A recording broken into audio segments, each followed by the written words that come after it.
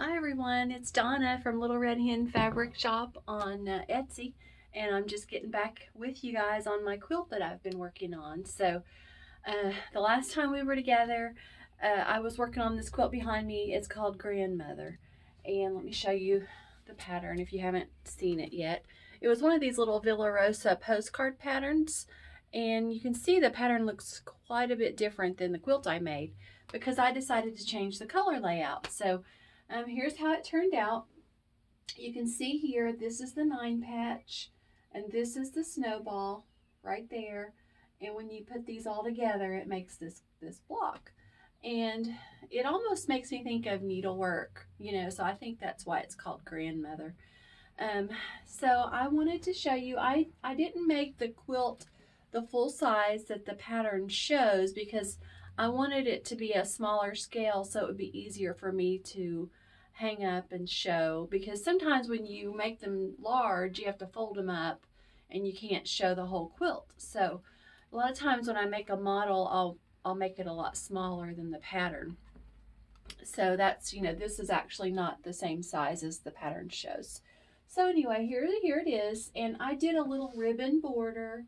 This is only cut 1 inch, so it finishes a 1/2 inch, and it's the green, and it's just a green I had. It's a Kimberbell green, and I thought it was pretty. It just gave it a little, a little touch of green. So, and then I put the border all around. It's a 6-inch border. So, okay, and I wanted to tell you that the pattern, I do have it, and I did draw a drawing of, what I did, because the fabric requirements are different than the pattern. So I went ahead and made a fabric requirement, a little chart and cutting chart, and I did last time I showed you how to make the strippy 9 patches, and so I kind of sketched it, and then I did a layout diagram of the whole quilt.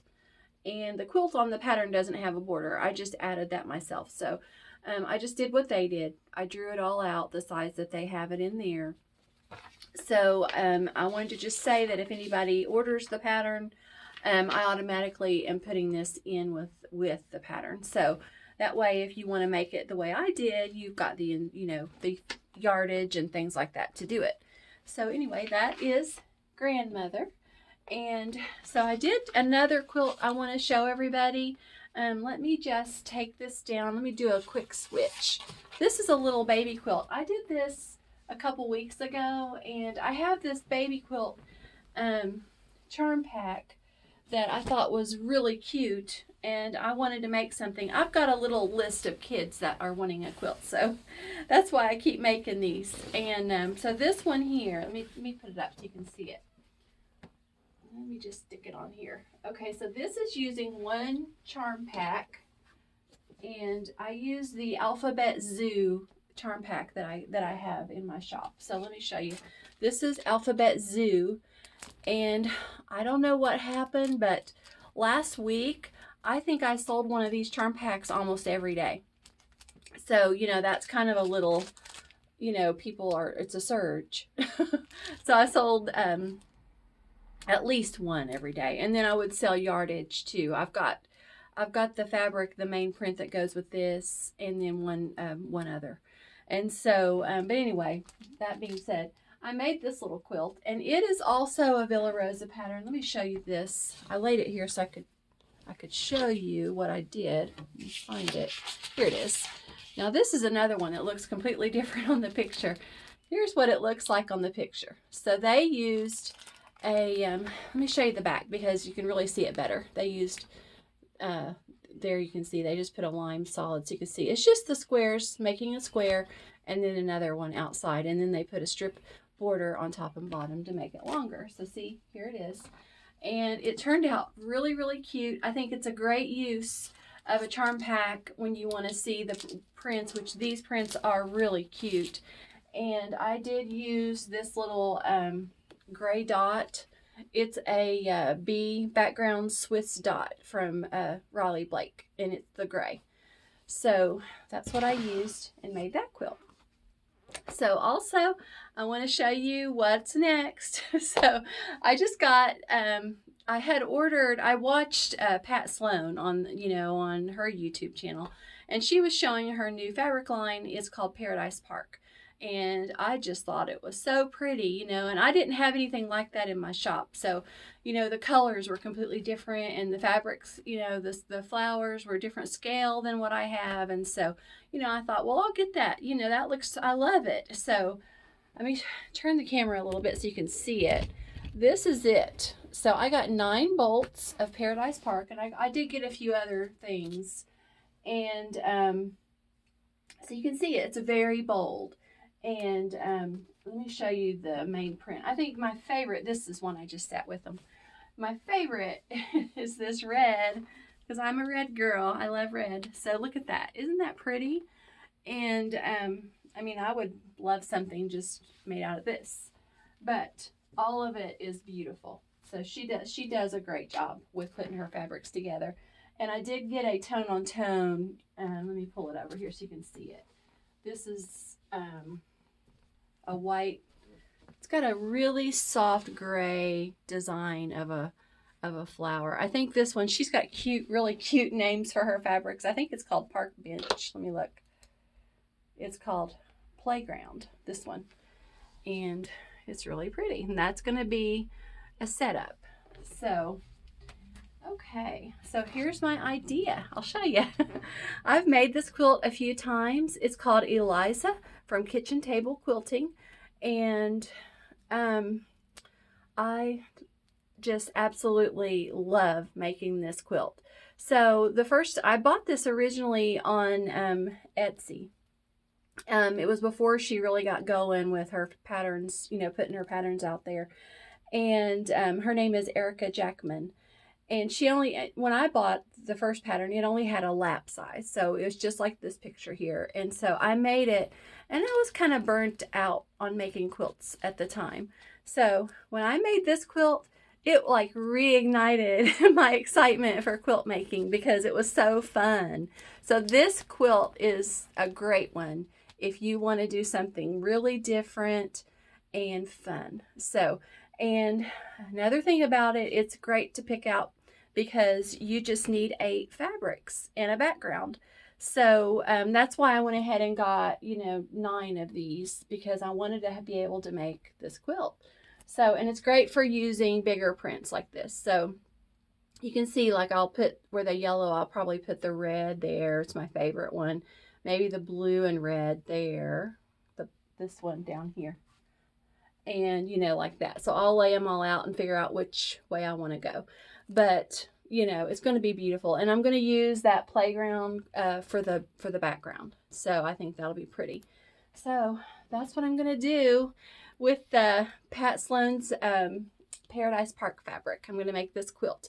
But now her pattern has a bunch of sizes. That's what I was kind of getting around to telling you, is because when it first started out, there was just one size. There was a lap.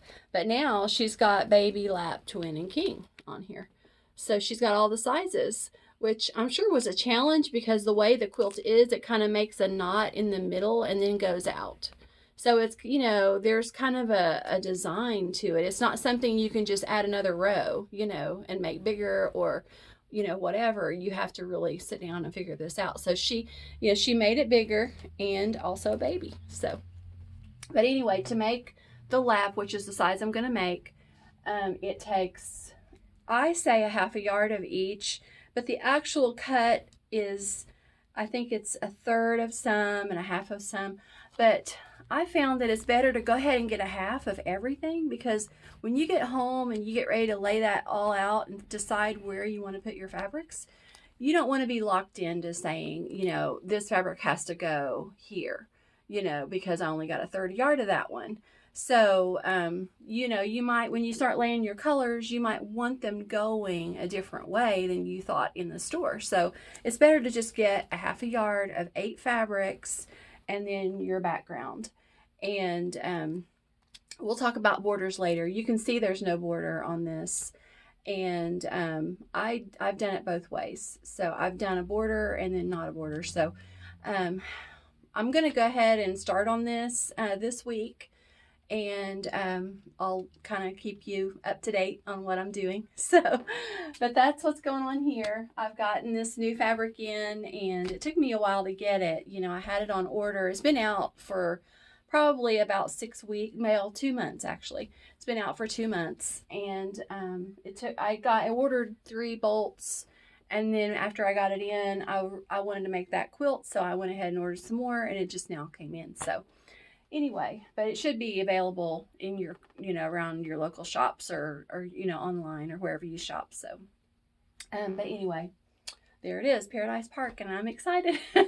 So I'm not sure, I haven't really made a lot of kits in my Etsy store, like where I cut yardages for things. So I may start doing that when I make this. Okay, and one more thing I want to tell everybody about.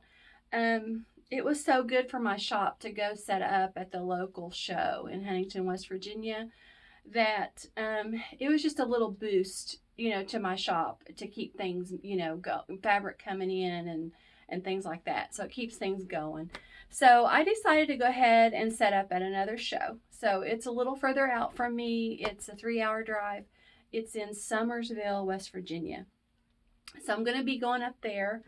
And the show is called the West Virginia Quilt Festival, and it's June 20th through the 22nd, and that is actually a Thursday, Friday, and Saturday. So it's 3 days instead of 2, and which I think is really nice, because it gives you that Thursday, that extra day.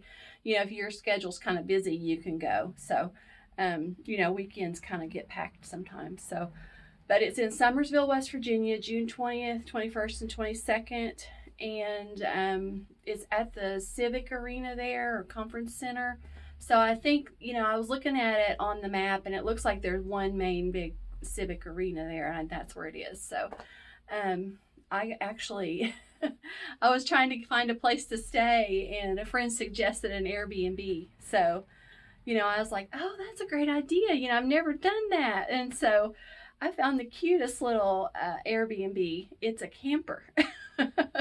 And it's actually on a lake. So I'm going to be staying in a little, she calls it a glamper, and it does look like a glamper. It looks amazing, and it has a little deck and a beautiful view. And so I'm excited. So I'm going to go up in the West Virginia mountains let's see, I think it's in 2 weekends from now, and Summersville, and go to the show there. So anyway, so hopefully I'll get this quilt model all made, and I can show you, I'm going to bring that with me.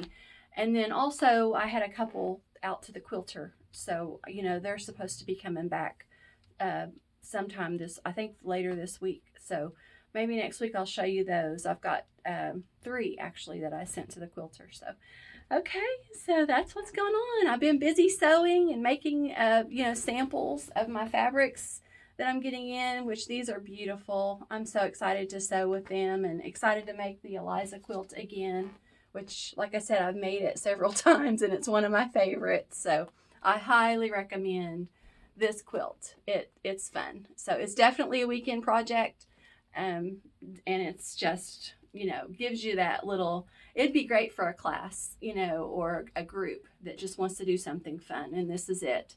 So, okay. So that's all I got going on. I got the grandmother quilt. Let me show you that.